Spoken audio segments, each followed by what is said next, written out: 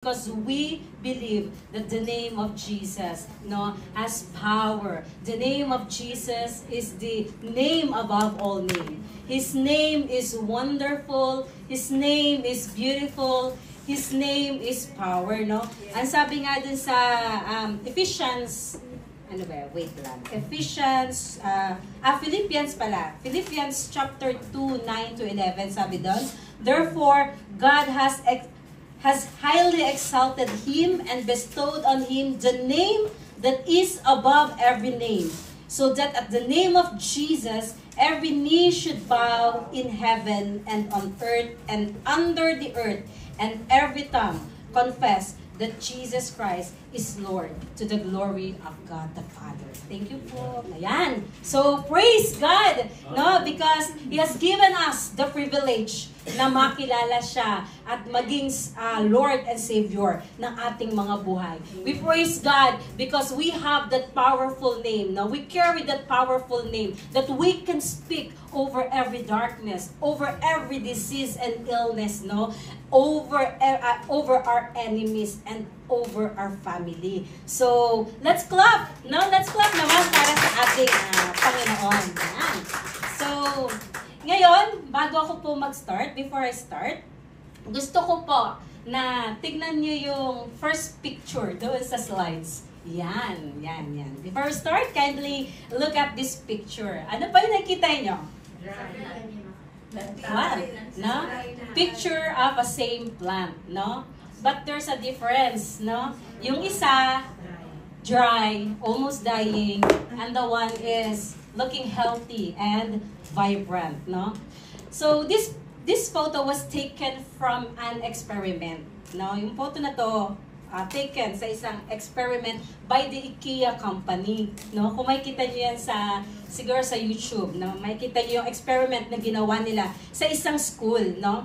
The plants were placed in the same place, no? Receiving the same amount of light and giving a same amount of water. Yung mga kailangan nila, magkatabi sila. Pareha silang nakaka-receive ng mga pangangailangan nila.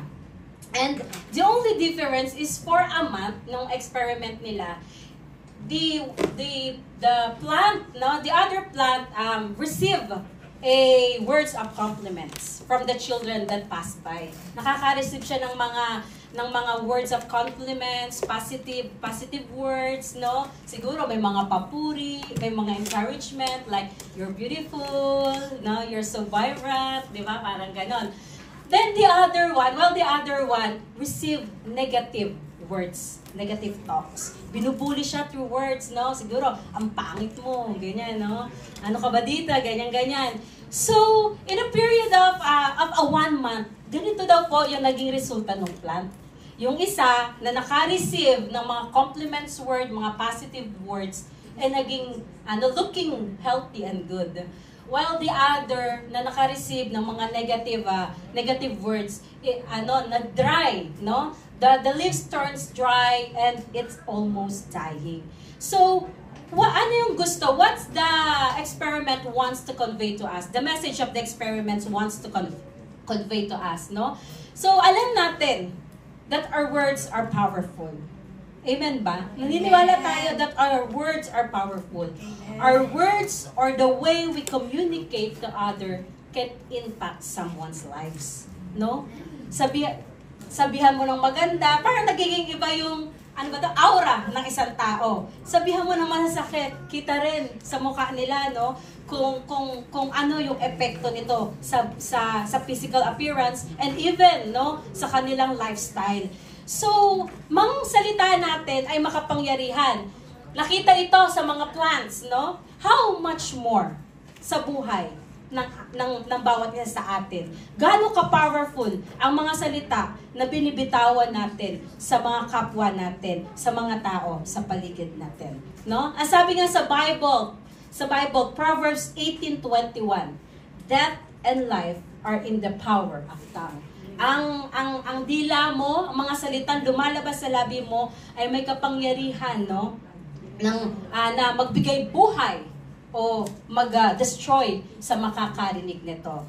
So today, us learn and gain understanding from God's Word on how we should speak with wisdom, reflecting Jesus in our life, no? Paano nga ba tayo makakapagsalita ng ka-pleasing-pleasing, hindi lamang sa makakarinig nito, bagkus ka-please-please sa pandinig, sa paningin ng ating Panginoong Jesus. So, since we are talking in the extraordinary this year, sabi dyan, embracing the extraordinary. That's our year, no? Year theme, no? We have the title of the message that entrusted to me to deliver, no, is Extraordinary Love to Communicate. Yan. Pero binigyan ko siya ng subtitle. And the subtitle is Grace and Salt. So, alamin natin kung ano nga ba yung ibig sabihin nito. So, may I ask all of you to stand as we read and give honor to the word of our Lord. Sabayan niyo po ako sa pagbabasa. Colossians chapter 4:6. Let your speech always be gracious, seasoned with salt, so that you may know how you ought to answer each person. Ayan, ulitin ko po ako na lang. Let your speech always be gracious, seasoned with salt, so that you may know how you ought to answer each person. So let us pray. Hallelujah. Hallelujah, Lord Jesus. Oh God, we glorify your name, oh God. We lift your name in the Most High. Lord, we thank you for this opportunity again, Lord, for the privilege that you have given us, Lord, to hear from you, oh God. Lord, as you said in the scripture, oh God, your word is alive and powerful, oh God. Kaya naman, Lord, dalangin namin sa araw na ito, oh God, that you will make it alive in our heart, Lord Jesus. Holy Spirit, help us to understand, Lord, yung salita mo in the way you want us to understand it, Lord. Ano man, Panginoon, yung mga gumugulo sa aming mga isipan, Panginoon, Lord, alisin mo ito and help us, Lord, to focus into your word, O God.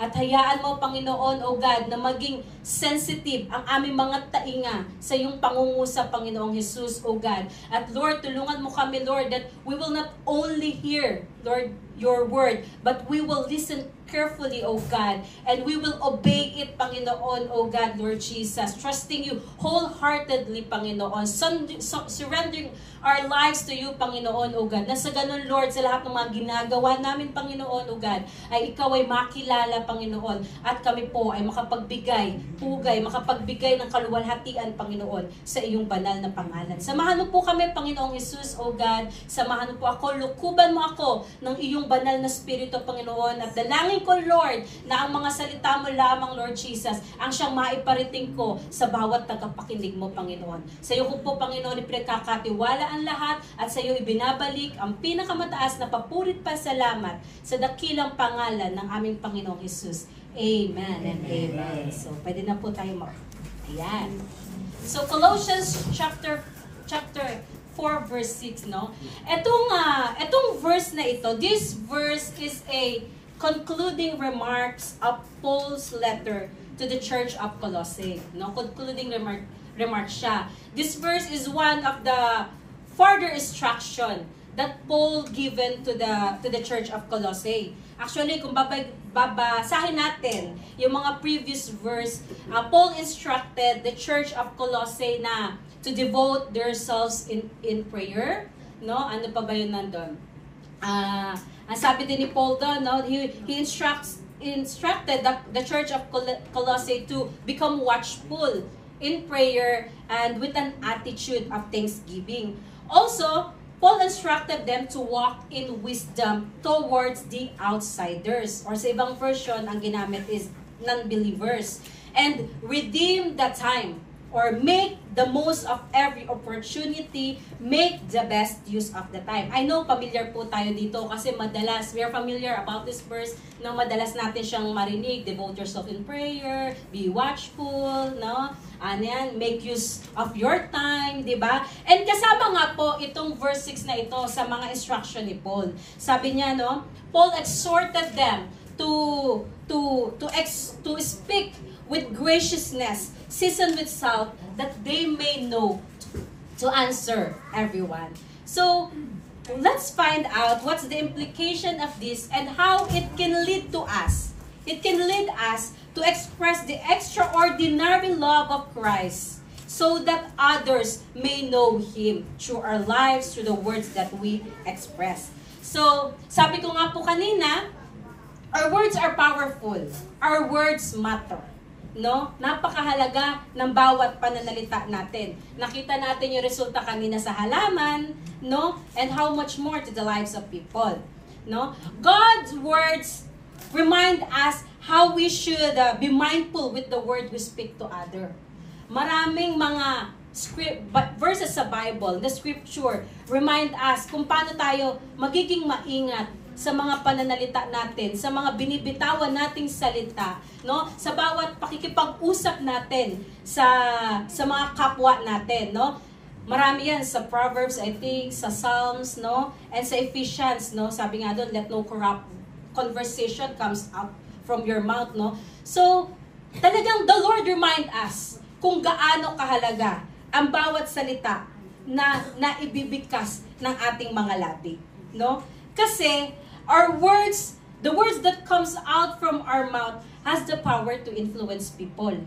No? It has the power, it has the potential to either build or destroy. No? The words that comes out from our mouth has the potential to discourage or discourage people. No? Ano pa? Pwede ding yung mga salita na lumalabas sa labi mo pwedeng magbigay healing, cause healing to other people, or it might cause wound to them. Pwede kang makasakit, pwede kang makadulot ng sugat sa mga taong makakarinig dito. And isa pa, the words that we utter can either bless or curse. No? So napakahalaga ng mga salita na ito na lumalabas sa ating mga labi. And also, our words are powerful because it can expose the real us. No? Pwede niyang i-expose kung ano yung tunay mong pagkatao. It can reveal the present condition of your heart. No? Na i-reveal niya kung ano nga ba talaga yung nasa puso mo. Ang sabi, di ba, sa Luke chapter 6:45, for out the abundance of the heart, the mouth speak.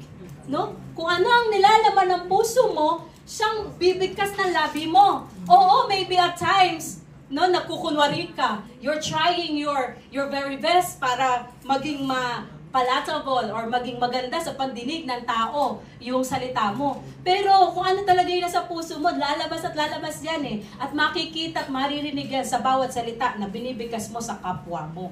No? Hindi mo maitatago yan No, time will come talagang lalabas yan kasi yan ang nilalaman ng puso mo. So our words expose us, the real us. The words reveal our heart, no? And isa pa, our words are significant too. Kasi it helps us to communicate effectively with other people. Nagagawa mong maiparating yung nais mo, yung idea mo, vision and mission na ipaparating mo because of your word. Nauunawaan yung damdamin mo, nauunawaan yung pinagdadaanan mo, no? So, ganon ka-significant ang mga salita na lumalabas sa atin. Hindi siya basta-basta, no? Kasi minsan we are so, at parang hindi tayo mindful, hindi tayo nagkakaroon ng pag-iingat, no? Kaya ngayon, kailangan tandaan natin na itong mga salita na lumalabas sa bibig natin is so significant. The words that come out from our mouth is a great mean to reflect Jesus and make Him known to others. Through the words that we speak, we can convey the truth about Jesus and express His love to other people. Isang makapangyarihan na weapon, yung salita na lumalabas sa ating mga bibig para maiparating natin sa mga tao kung sino nga ba si Jesus at ang pag-ibig na ipinagkaloob niya sa atin. So now, let's go back again to our verse. Let your speech always be gracious, seasoned with salt, so that you may know how you ought to answer each person. I will give you 3 points para po maalala natin, ma-remind tayo kung gaano nga ba dapat yung ating mga pananalita para ma-express natin, for us to communicate that extraordinary love of God that we experience to other people. So sabi dyan sa una, let your speech always be gracious. Sa ibang version, ang ginagamit dyan, let your conversation, let your word be always gracious. So my number one point is, speak, next slide. Yeah. Speak with grace always. Ayan. Tandaan po natin, speak with grace always. Grace comes from the Greek word charis. Say it with me. Charis. Charis. Hindi charis. Kasi yung charis. Charis. Parang charot-charot lang, di ba? So, charis, which means joy, pleasure, delight, sweetness, goodwill, loving kindness, and favor. So, it has a pack-up meaning. Hindi lang siya, ang hirap niya i-explain, no? Sa isang salita lang. It has a pack-up meaning. And may nabasa ako, I don't know if it's from an author or kung kanino, ang sabi niya, charis is a divine influence upon the heart, which means we cannot give it to other through our own strength. Yung charis daw po is a divine influence upon our heart.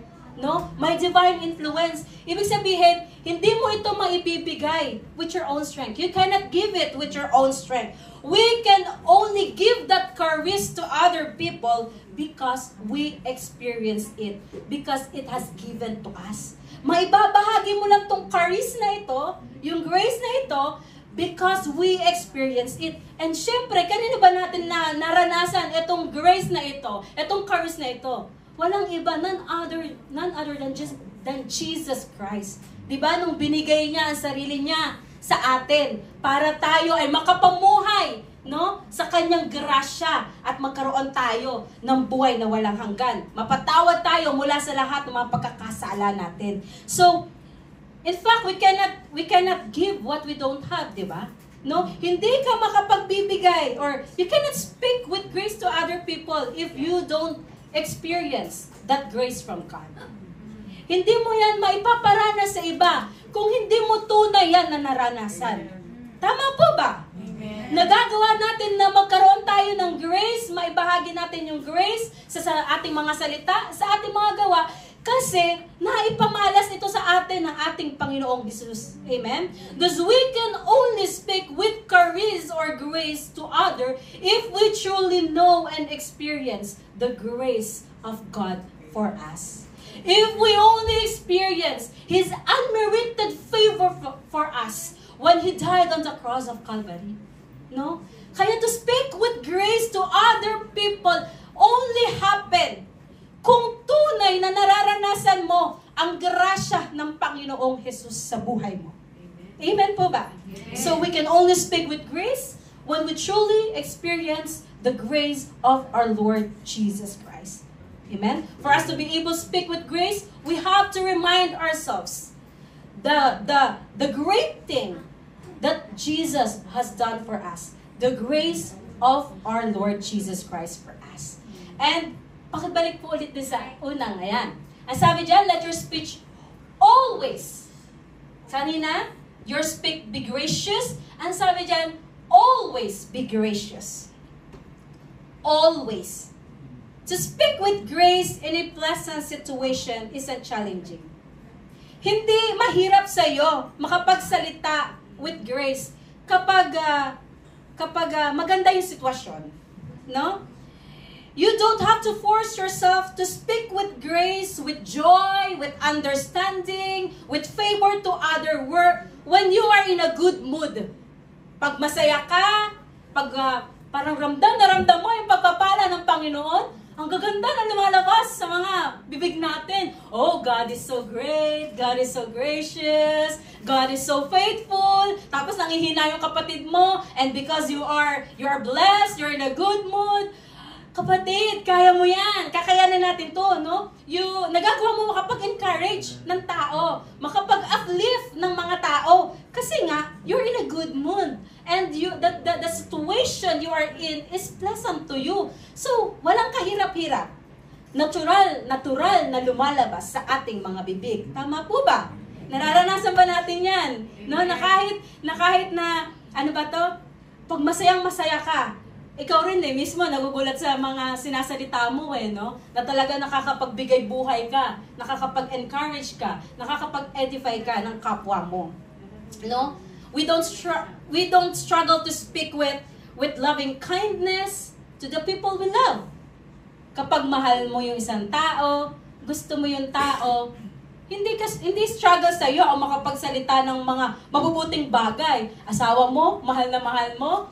Oh, yung mga words mo, sweet words, 'di ba? Mga words of papuri, 'di ba? Sa anak mo, you encourage your son, your daughter kasi nga mahal mo sila. Tama ba? No, natural 'yon, nalalabas sa bibig mo. Pero ang sitwasyon ay hindi palaging parehas. But the situation isn't always the same. Not all people we want to talk to. Hindi lahat ng tao gusto nating kausapin. Minsan, may mga tao kasama sa trabaho, even sa church, no? Na parang ayaw nating kausap. Na nakakaramdam tayo ng inis kapag kausap natin, kaya hindi tayo makapag-speak with grace. Di ba? Minsan nga, nai-straight pa natin napaprangka pa natin, no? Minsan nga, alam mo yan? Di ba? So, hindi lahat ng tao gusto nating kausapin at hindi sa lahat ng pagkakataon, not all times, you're in a good mood. Tama po ba? No, we're not in a good mood at all times. Some people press our angry button. May angry button. Some people pressed or triggered our angry button. Kaya yung susunod na slide. Ayan. Alam niyo ba yan? So, hindi laging si Joy ang bida sa emosyon mo. Tama ba? Hindi lagi si Joy ang bida. Joy, saan ito saan ba to? Ayan, inside out. Yan. Hindi laging si Joy ang bida sa emosyon mo. Minsan, pabida si disgust. Minsan, ganun din si fear. Bumibida. And even sadness, bumibida yan sa emosyon mo. At hindi magpapatalo si anger. Pabida-bida si anger minsan. Lalo na when someone hits that button. No? Kapag na-push yung button na yan, talagang minsan, sumasabog tayo. And in those time, sa mga pagkakataong ganito, to speak with kindness, to speak with charis, is a real challenge. No? Ang hirap magsalita ng maayos, ng may grace, ng may charis, ng may loving kindness kapag si anger ang bida sa puso mo. Ne? And we utter words, sa mga panahong ito, we tend to utter words without considering kung ano yung magiging result nito. We utter words without considering what will be the result, no, to other people, no? And we utter words without grace, without wisdom, nakakalimutan natin ang word of God, no? And worst, we tend to outrage at times. We tend na makapagsalita ng mga harsh word sa mga tao na naka-push ng angry button natin. Yet the Word of God tells us to speak with grace always. Hindi sinabi sa salita ng Diyos na you will speak grace sometimes. O hindi niya rin sinabi na you will speak grace depending upon the situation. Pero ang sinabi dun, you speak with grace always.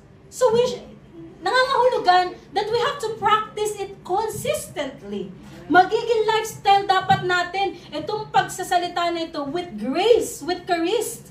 It must be our lifestyle regardless of our situation. It doesn't matter kung pleasant or unpleasant ang situation mo. But the Word of God is telling us to speak always with grace. No? Pero hindi madali. Hindi siya madali, lalo na pag si anger ang pabida sa puso natin, no? But again, this is the word of the Lord. To speak with grace always, no? Whether we are dealing with our family, with our co-workers,